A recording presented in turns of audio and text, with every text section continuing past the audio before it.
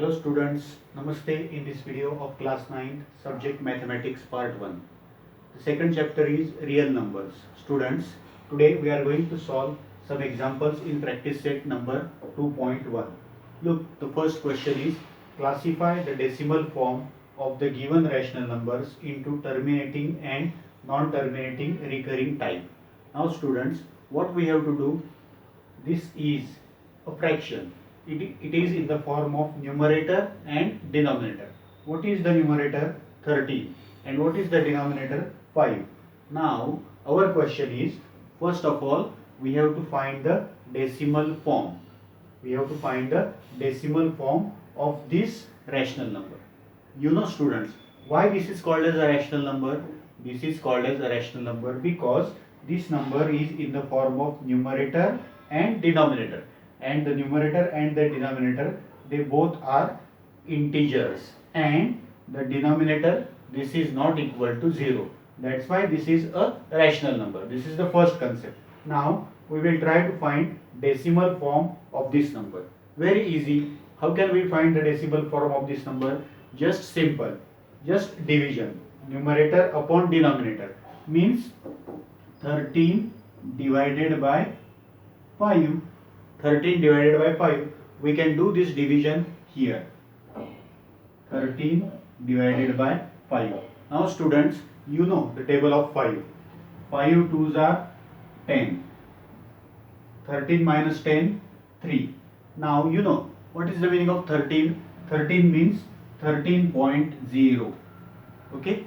You can add so many zeros ahead after this point. So take this 0. Okay. Now we have taken this 0 after this decimal point. That's why we will put the decimal point here. Why we have taken this decimal point here?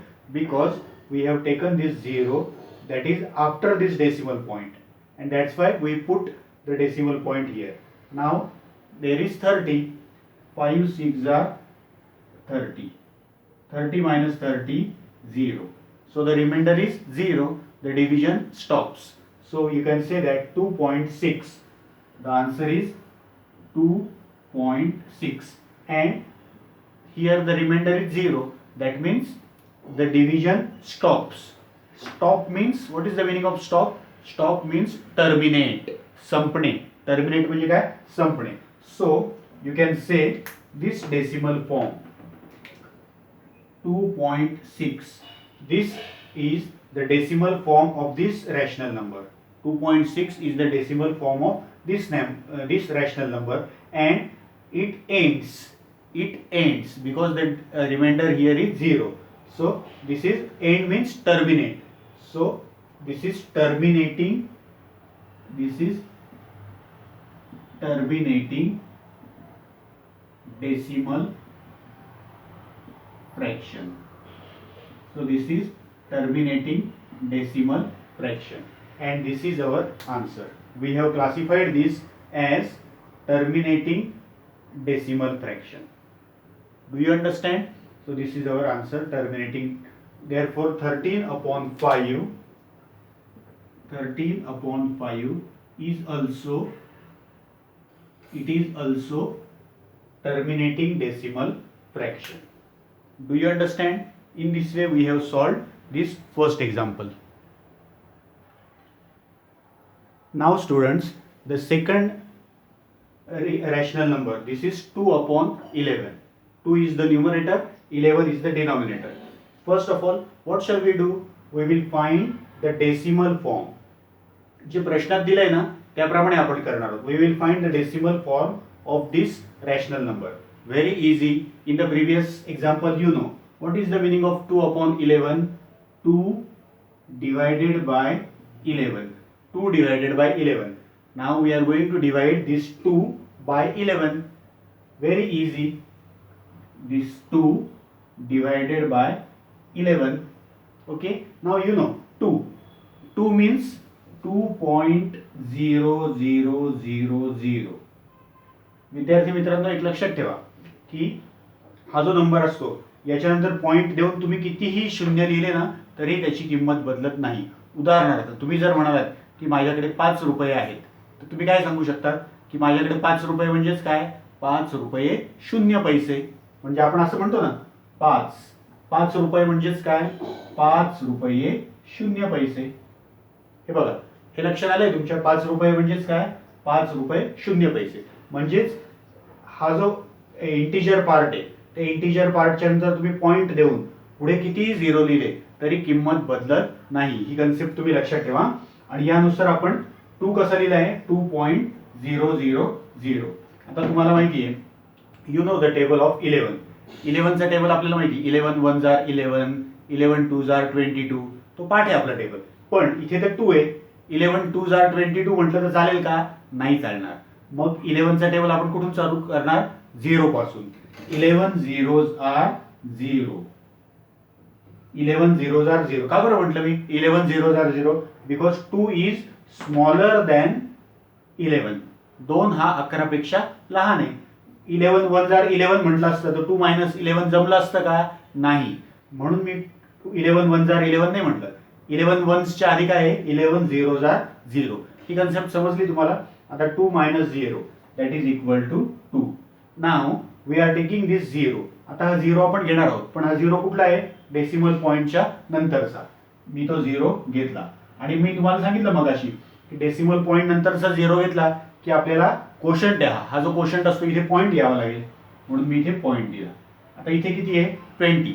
आता पुन्हा तुम्हाला 11चा table लागेल. 11 1 जार 11, 11 2 जार 22. 11 2 जार 22 म्हटलं तर 20 minus 22 नाही होणार. मग आपण 11 1 जार 11, 11 1 जार 11, 20 minus 11, simple, this is 9. Now take the next 0. Okay, आता 11चा टेबल, 11 8 जार 88 माहिती तुम्हाला. 11 8 जार 88, 90 मायनस 88 2. टेक दिस सेकंड 0.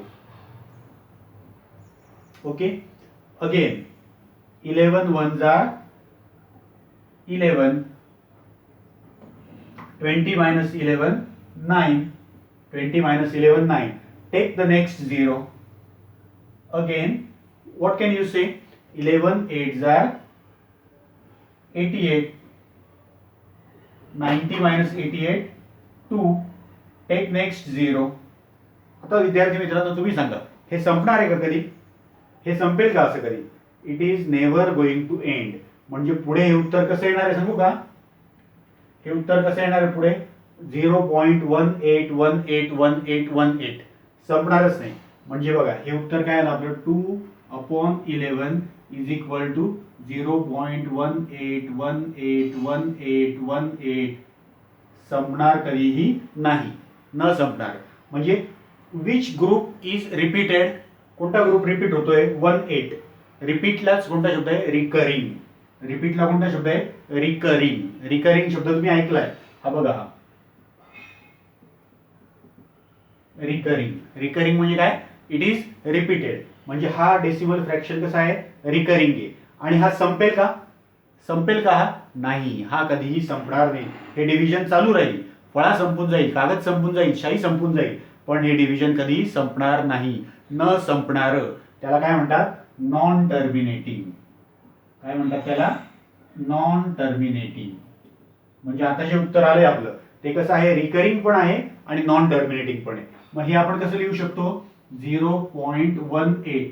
मग हा 18चा ग्रुप रिपीट होतोय ना, त्याच्यावरती आपण बार दिला, अशी एक रेष दिली, याला आपण काय म्हणणार, 0.रिकरिंग 18. 0.रिकरिंग 18. म्हणजे आता हे जे उत्तर आलंय आपलं, आता आपल्याला काय सांगितलं त्यांनी, क्लासिफाय करायचं आहे. हा रॅशनल नंबर आपल्याला क्लासिफाय करायचा. मग हा टर्मिनेटिंग आहे का नॉन टर्मिनेटिंग रिकरिंग येईल, हा 2/11 टर्मिनेट झाला का, नाही. म्हणजे हा टर्मिनेटिंग आहे का, नाही. म्हणजे मग तो कसा आहे, नॉन टर्मिनेटिंग, हे कळलं. आणि रिपीट होत जातोय 1818, म्हणजे हा कसा आला, नॉन टर्मिनेटिंग रिकरिंग. म्हणजे क्लासिफिकेशन, म्हणजे याचा गट कोणता येईल मग, this is non terminating, this is non-terminating and recurring decimal fraction. Non-terminating and recurring decimal fraction. म्हणजे आता आपण क्लासिफिकेशन मध्ये हा 2.2/11 2/11 ला आपण कोणत्या गटामध्ये टाकणार? दोन गट आहेत, एक टर्मिनेटिंग आणि दुसरा गट कोणता आहे? Non terminating recurring. मग हा कोणत्या गटामध्ये येईल? Non terminating recurring decimal fraction. Okay. Now students, the third example is 29/16. 29 is the numerator, 16 is the denominator. Very easy. This is a rational number and we have to find first of all decimal form. आधी याचा आपण decimal form शोधूया. So 29/16 means 29 divided by 16. 29 divided by 16. मग आता हे आपण कसं लिहिणार? 29 divided by 16. 29 divided by 16. Now this is we are going to divide this 29 by 16. मुलांनो आपल्याला 29 चा टेबल आला पाहिजे. मग 29 चा टेबल 29 नाही, आय एम सॉरी, 16 चा टेबल तुम्हाला आला पाहिजे. आय एम रिअली सॉरी, 29 चा नाही 16 चा टेबल तुम्हाला आला पाहिजे. मग 16 चा टेबल तुम्हाला येतो का? तर तो आता आपण बघूया. Now students see, the table of 16 is here in front of you.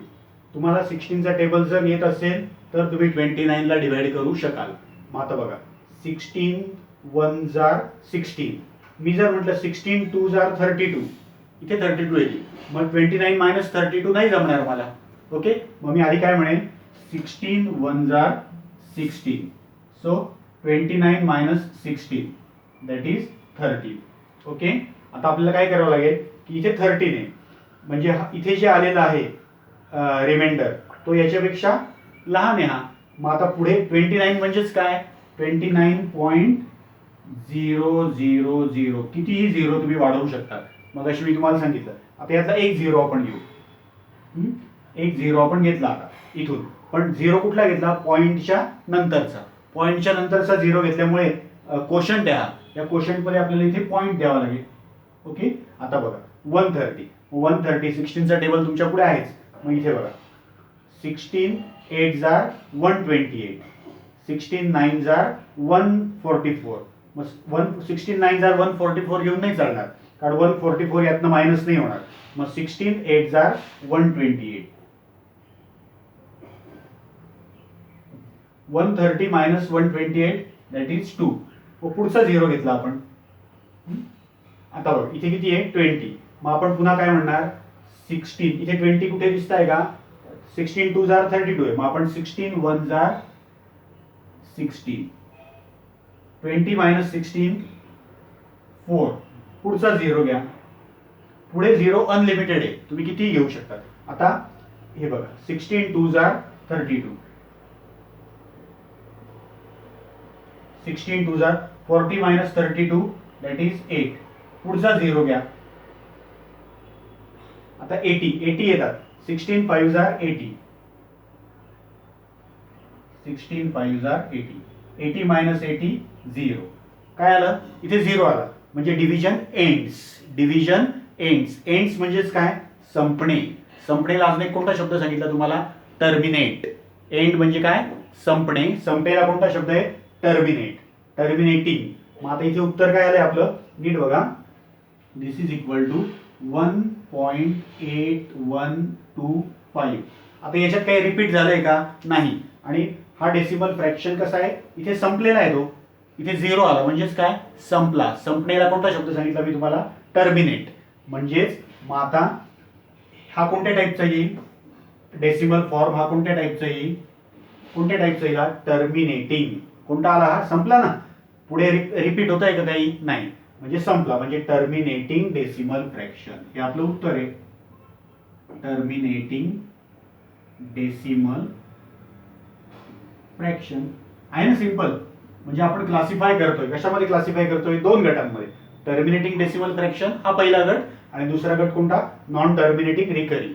तर हा कोणत्या टाइप मध्ये आला? Terminating decimal fraction. Very easy. विद्यार्थी मित्रांनो, क्वेश्चन नंबर 1 मगाशी जो आपण घेतला त्याच्यामध्ये एकूण 5 एक्झाम्पल्स होते. 5 पैकी आपण 3 घेतले. आता आपण क्वेश्चन नंबर 2 घेऊ. Write the following rational numbers in decimal form. आता यातलं पहिलं बघा. पहिलं नीट बघा. First example 127/200. 127/200. हा काय दिलाय त्यांनी? Rational number. काय हा? Rational number. आणि हा आपल्याला कशात लिहायचा आहे? डेसिमल फॉर्म मध्ये लिहायचा आहे. कशात लिहायचा आहे? Decimal form. म्हणजे डेसिमल पॉईंट वापरून हा कसा लिहिता येईल आपल्याला रॅशनल? मगाशीच्या एक्झाम्पल मध्ये आपण केलं होतं, त्यात आपण डेसिमल फॉर्म शोधला आणि तो decimal form terminating decimal form आहे का नॉन टर्मिनेटिंग रिकरिंग आहे ते आपण केलं. तीच प्रोसेस आहे, फक्त त्याच्यापेक्षा हा प्रश्न जास्त सोपा आहे. मग आता काय करायचं बघा, हे आपल्याला करायचं आहे 127/200. मग आपण काय करूया, 127 डिवायडेड बाय 200. हे बघा 127 डिवायडेड बाय 200. 200 ने आपण डिवाइड करणार. तर मुलांनो तुम्हाला 2चा टेबल येतो, 2चा टेबल सगळ्यांनाच येतो, पण 200चा टेबल तर येणं एकदमच सोपं आहे. एकदम तुम्ही ज्यांना 2चा टेबल येतो त्यांना 200चा टेबल बरोबर येईल. आता तुम्ही जर नीट पाहिलं तर तुम्हाला 2चा टेबल पण दिसेल. हा बघा 2चा टेबल पण दिसतो आणि 200चा टेबल पण दिसतो. सोपं आहे ना एकदम. आता आपण 200 ने डिवाइड करणार आहोत 127 ला. आता नीट बघा, 200 1s are 200. मग मी इथे काय करेल, 200 1s are 200 लिहिलं तर 127 मायनस 200 नाही होणार. मग मी पहिल्यांदा काय लिहिलं, 200 into 0. They are 0. Subtraction is 127. आता 127 म्हणजेच काय, 200 zeros are 0. लक्ष द्या, 200 zeros are 0. 127 मायनस 0 काय आला, 127. आता तुम्हाला मगाशी सांगितलं 127 म्हणजेच काय, 127.000.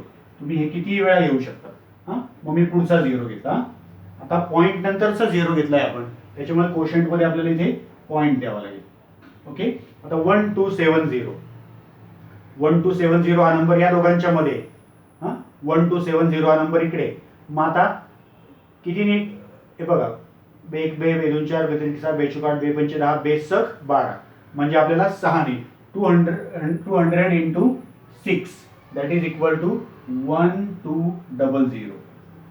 200 इंटू 6 1200. सबट्रॅक्शन बघा ही अशी येईल 70. पुढचा 0 घ्या. आता इथे किती आले, 700.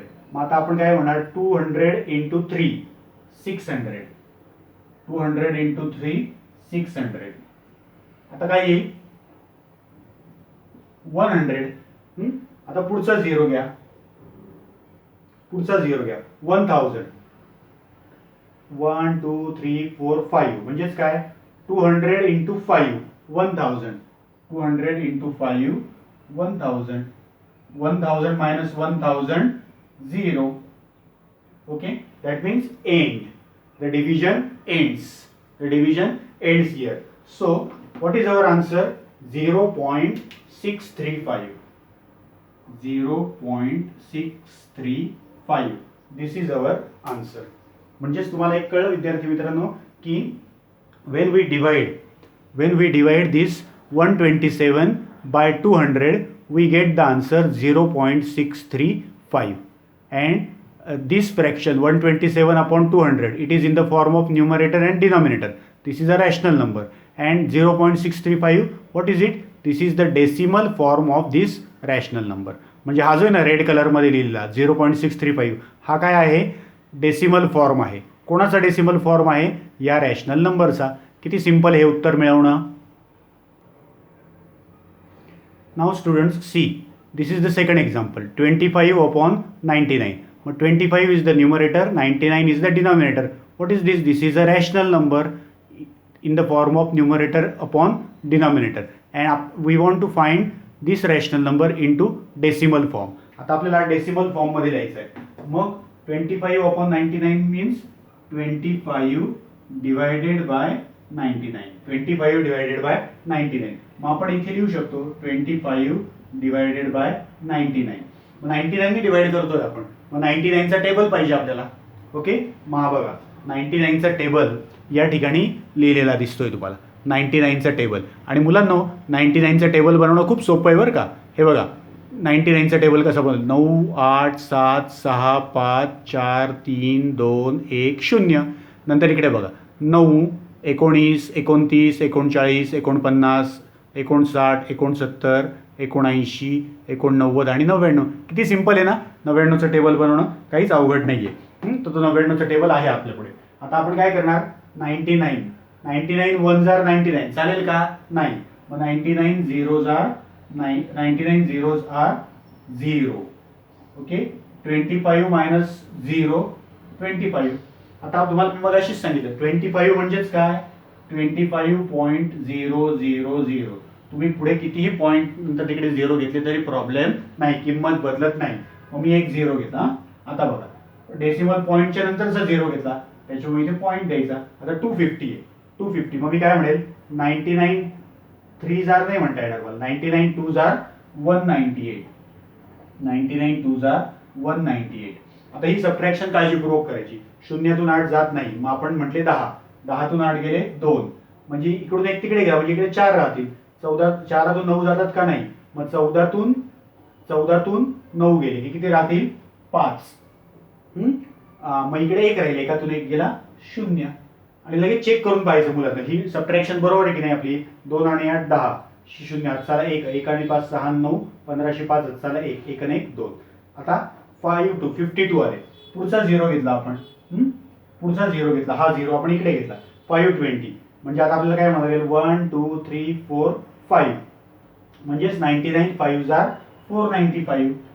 99 5 जार 495. सबट्रॅक्शन करायची.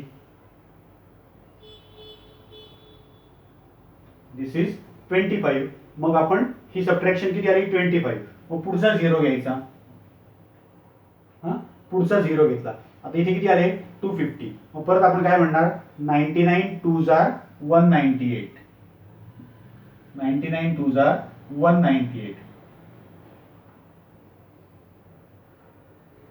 इथे किती आले 52. मग आपण काय करू शकतो पुन्हा एकदा घेऊ शकतो. काय घ्यायचं पुन्हा एकदा लक्ष द्या व्यवस्थित. पुन्हा एकदा आपण 0 घेतला. आता किती आहे इथे 520. मग 520 म्हटल्यावर आपल्याला काय म्हणावं लागेल 5. 99 5 जार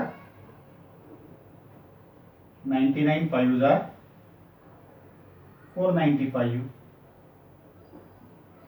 इथे झालंच होतं ते. म्हणजे किती राहिले 25. मग पुढचा 0 घ्यायचा. मग 250. 250 साठी काय म्हणावं लागेल 99 2 जार 198. मग 250 मायनस 198 आपल्याला माहिती किती येतात 52. आता हे संपेल का सांगा तर कधी. This division is never going to end. This division is never going to end म्हणजे काय होत जाईल उत्तर काय येईल 252525. हे बघा 250 मायनस 198. इथे पण 250 मायनस 198. इथे काय आलं 520 मायनस 495. हे बघा हे असं येत जाणार पुढे. हे कधी संपणार आहे का नाही. म्हणजेच आता हे उत्तर आपण कसं लिहू शकतो नीट बघा. हे उत्तर कसं येईल 0.252525 न संपणार. मग कोणता ग्रुप रिपीट होतोय. रिपीटला कोणता शब्द म्हटलाय रिकरिंग. कोणता ग्रुप रिपीट होतोय 25. मग आपण हे कसं लिहू शकतो 0.25 चा ग्रुप रिपीट होतोय ना. मग त्याच्यावरती एक बार द्यायचा एक रेष द्यायची. मग वाचन कसं करणार याचं 0.25. याचं उत्तर काय आलं 0.25. This is our answer. This is our final answer. म्हणजे विद्यार्थी मित्रांनो तुमच्या एक लक्षात आलंय का की पुस्तकामध्ये आता तुम्हाला असे अनेक एक्झाम्पल्स दिले. क्वेश्चन नंबर 2 मध्ये 23/7 4/5. मग तुम्ही काय करायचं या पद्धतीने टेबल तयार करायचा. जो डिनॉमिनेटरमध्ये आहे इथे जो इथे डिनॉमिनेटरमध्ये त्याचा व्यवस्थित टेबल तयार करायचा. तो टेबल बनला की मग योग्य पद्धतीने तुम्ही इकडे ही डिव्हिजन करायची आणि इथे तुम्हाला कोशंट मिळेल हा. आणि तो कोशंट तुम्ही व्यवस्थित उत्तरामध्ये या ठिकाणी लिहू शकतात. समजलंय. मग मी तुम्हाला आता क्वेश्चन नंबर 2 मधले 2 एक्झाम्पल्स सोडवून दिलेले आहेत. आता तुम्ही 3 4 आणि 5 या पद्धतीने व्यवस्थित करू शकतात.